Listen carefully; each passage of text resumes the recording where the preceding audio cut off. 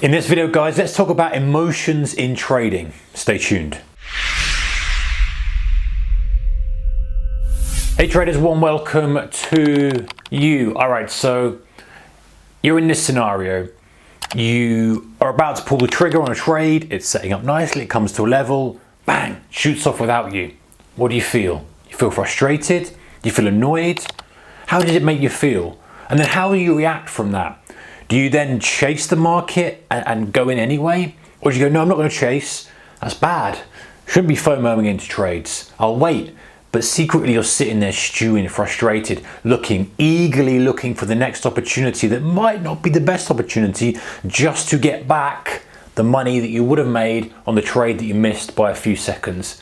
This is just one scenario, guys, that plays out time and time again across the world with traders sitting in front of the screen. And you know, we've loads of these type of scenarios, and you've been through them, you felt the pain, you felt the frustration, you felt the anger, you felt all this kind of stuff. So I want to talk in this video about emotions in trading. So I was reading some of the extracts from this old book. I think it was one of Brett Steenbarger's first books, The Psychology of Trading. It's one of the very first kind of books, on psychology that I'd read, and something that he mentioned in here, which is something that I've thought about, I've just described it slightly differently, is taking your emotional temperature. So the first point here to try to improve the way that our emotions impact our trading is to take our emotional temperature. So I talk about the emotional thermometer, kind of rev counter on the car. You don't want it redlining, you don't want it idling, you want it right in that sweet spot of the power zone and the torque zone.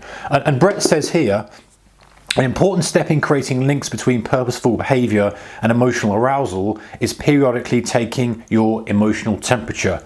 During the day, people oscillate between relative states of under arousal and over arousal. So boredom to under arousal, spacing out, and then over arousal, anxiety, enthusiasm. And they also move from positive emotional states to more negative ones. So joy, contentment, affection, he says, and then stress, depression, anger. And basically, he goes on, and I'm not going to read the whole chapter here, but he says, taking your emotional temperature periodically and observing your responses to moods will help you identify your own patterns, and when appropriate, target these for change. That is really good advice. And the point is that you don't want to try to suppress these emotions. And Denise Schull talks about this in her Market Mind Games and talks about it a lot. And in full agreement. I don't subscribe to the thing of suppress your emotions, trade like a robot, trade like a robot, trade like a robot. I think that makes us lose our edge, and also think that we're human beings and it's impossible to suppress emotions. Now, as you get more experience as a trader, some things that might trigger the emotional response in a newer trader won't trigger a more experienced trader, because you've seen it, you've been through it, you understand that it's just another trade. So it dampens down the response as you get more experience. That's a good thing. So recognize that the more trades you do, the more experience you have, that emotional response will be dampened just because you've been there before. You're just thinking like we've talked about maybe a soldier under gunfire, right? The first time they go out and they hear gunfire, they're probably nervous, their emotional response is spiking, but then afterwards they become more relaxed to it, they become more comfortable. They're not blasé, but they're more comfortable. Another analogy would be the cold showers. You guys know I'm a big fan of cold showers. When you first start doing them, your physical response is you can't take your breath, your muscles are contracting. But after you've been doing it for years or months, you get in, you still feel the cold, but you don't have that physical response of gasping for air and panic, because your body's seen it before, your body's adjusted to it. So don't try and suppress the emotion. So taking your emotional temperature, let's focus on these two.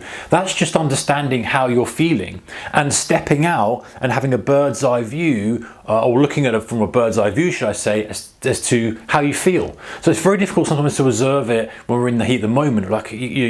But honestly, it's a skill that's well worth developing. I think in life, guys, as well as in trading, you can just pull yourself out and just observe and say, you know what, you're frustrated now. And that label alone, just being able to do that, is a big, huge step, especially then for the knock-on effect in trading. I'm angry now. You know, I'm annoyed now. And even, you know, you can practice this taking emotional thermometer, not just in the trading area, but out and about. So if you're driving around and someone kind of cuts you up and you're like, you know, you may be beeping your horn, maybe you're swearing at him, whatever it may be, or maybe just muttering under your breath some expletives.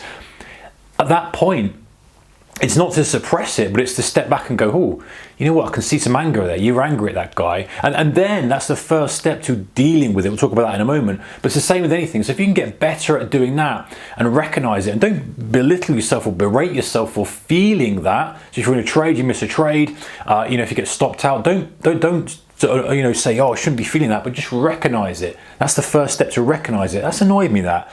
You know, I'm annoyed I've done that. I'm frustrated I've done that. I feel disappointed. I feel sad. I feel all those things. Or I feel really kind of, oh, like I'm unstoppable now. All those type of things. Just recognizing that is the first step to being able to limit the negative impact it will have on your trading. So, you know, definitely use that as a skill to improve. And don't try to suppress it. Again, don't say, hey, I'm not angry. No, I'm not, because you are. You can't change that fact. You are. You're angry. You're frustrated.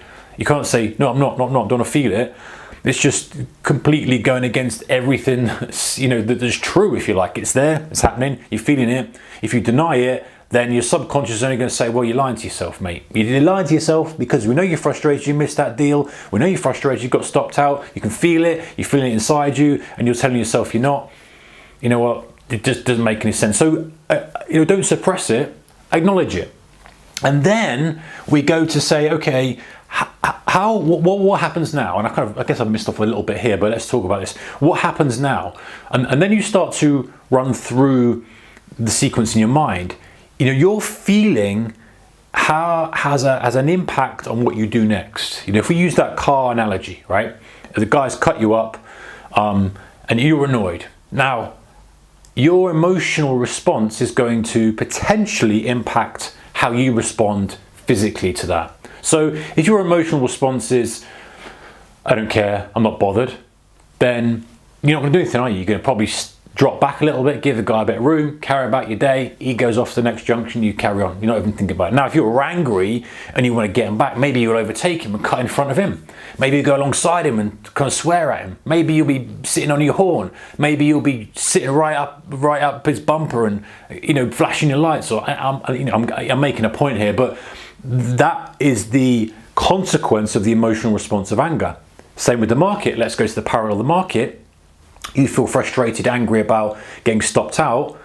Now, if you weren't concerned about that, it wouldn't affect your next trade. You just carry on the next trading process. If that emotion then comes through to the next trade, maybe you're extra eager to get on the trade. Maybe you trade more size to get it back. Maybe you're looking for a trade that's not quite the trade you normally take. Maybe you just kind of become a little bit more aggressive because you want to get rid of that emotion, and you think that action is going to dissipate that emotion, just like you think the action of getting revenge on the guy and getting back and cutting in front of him is going to make you feel better because that's going to dissipate the anger. So, loose analogy, I know, but the point is in trading is to, if you recognize the trigger that starts the emotion, and then you can kind of just be observant of all the process, of all the flow, should I say. So you recognize the trigger, guy cutting you up in the car, right? A losing trade, 2 losing trades, maybe it's 3, maybe it's over trading, maybe it's missing opportunity, maybe it's getting stopped. Recognize what emotion tends to come in after that: annoyance, frustration, anger, disappointment, whatever, and then recognize what that can lead to, because your actions are going to give you results you don't want. And that's the kind of break we want to put in, to recognize the emotion, say, hey, this emotion triggers these actions, and that's asking for an outcome that I really don't want. You know, I really don't want to be, you know, wiping out my account or having a bad losing day. I really don't want to get into a road rage incident with this guy. I really don't want him to crash into the back of me. I'm asking for something I don't really want over something that's actually not that relevant. You know, the same in trading. 1 losing trade, 1 missed trade, 1 stop out, 1 this and that. It's not that relevant, but you don't want to make it into something that becomes relevant. And so we go back to the beginning and we say, right, recognize the trigger. What are the triggers that put you in these emotional states? And this is why this emotional thermometer is so important, because as we start to take this emotional thermometer, we then go back in time and go, what caused that? Why am I annoyed? Why am I frustrated? Why am I angry? Why do I feel like I'm invincible? You know what, it's this. And so it's different for everyone else. It's different for everyone, should I say. Some people it's missing a trade. Some people it's closing a trade and watching it go on massively without them. Some people it's having 2 losses in a row, 3 losses in a row. Sometimes, whatever it may be for you, there's nearly always a trigger that's triggering that extreme kind of jerk and emotional temperature, which is what Brett calls it, a temperature or thermometer. Same kind of thing. One's a vehicle for measuring it, one's the output. But you get the point. So recognize the trigger. And the final thing is build a routine to reset. So that's a kind of physical thing you can do. Another thing that I like to do, again, is I'm stepping out, looking in and just kind of observing and saying, hey, you're angry at this. There's no need to be angry at this. I understand why you're angry at this. You're frustrated at this. But hey, this is meaningless. It doesn't have any meaning for the trade. You can let this dissipate and carry on, or you can let this burn and sit in you and cause damage to your account. Up to you. And then that kind of sometimes just helps you take stock of the situation, say it doesn't matter, the situation doesn't matter, let me just refresh and reframe everything, or the breathing or anything. So that's very personal. Have a routine to reset yourself if you're feeling angry and frustrated before you take the action, which is going to have a negative consequence to your account, whether that's over trading or that's taking something too much size or that's rushing into a trade, whatever it may be. It's to stop yourself there. So you've got this flow. You've got the trigger, you've got the emotional response, and then you've got the action after that. And recognizing this flow, recognizing the trigger so you can stop it in its track, recognizing how you're feeling so you can say, hey, you know what I'm feeling, and acknowledging it, not trying to suppress it, and then recognizing the consequence of that, the action, so you can stop it there as a sort of final last stand, if you like. Then now you've got a kind of defense against it, and now you can embrace it a bit more, and it's become part of you as a trader. You can recognize, hey, there's some strength in this, some strength in me understanding what triggers my negative emotions in trading. And I know the connotations say negative, but I do believe that frustration, anger is our negative emotion in trading.